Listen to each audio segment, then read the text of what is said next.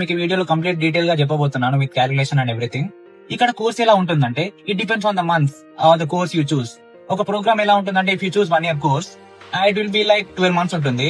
And if you choose 2 years course అది 19 months ఉండొచ్చు, 18 months ఉండొచ్చు, 21 months ఉండొచ్చు, 24 months ఉండొచ్చు. And if you choose 1 year course, 1 year course లో 3 సెమ్స్ ఉంటాయి. వీళ్ళు 3 సెమ్స్ లాగా డివైడ్ చేస్తారు.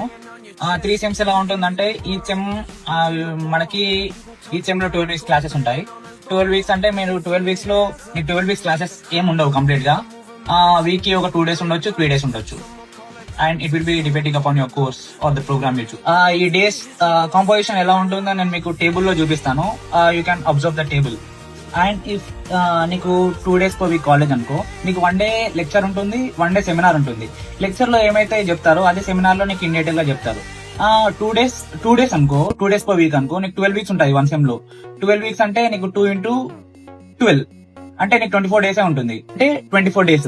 అదే నీకు ఇయర్ మొత్తంలో 3 సెమ్స్ ఉంటాయి కదా, 24 into 3 నీకు 1 year లో 72 days కాలేజ్ ఉంటుంది.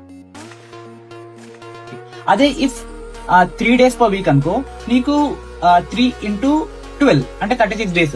36 days అంటే నీకు ఇయర్ లో 36 into 3 సెమ్స్ కాబట్టి 36 into 3 నీకు 108 days కాలేజ్ ఉంటుంది. ఆ రెండు టేబుల్స్ అబ్జర్వ్ చేసినట్టయితే మనకి ఈదర్ కాలేజ్ 72 days ఉండొచ్చు ఆర్ 108 days ఉండొచ్చు. ఇప్పుడు మీరే చెప్పండి, 72 days కి 108 days కి 20 lakhs పోతా? నా బెస్ట్ సజెషన్ ఏంటంటే better complete your masters in India it self. మనకి ఇండియాలో మంచి మంచి బీ స్కూల్స్ ఉంటాయి, మంచి మంచి యూనివర్సిటీస్ ఉంటాయి. where you can get the seat in affordable prices and the quality of the education is much more better than the abroad countries. I want to point out consultancies ఏం చేస్తారంటే మనకు proper information ఇవ్వరు, ఏం సరిగా చెప్పరు.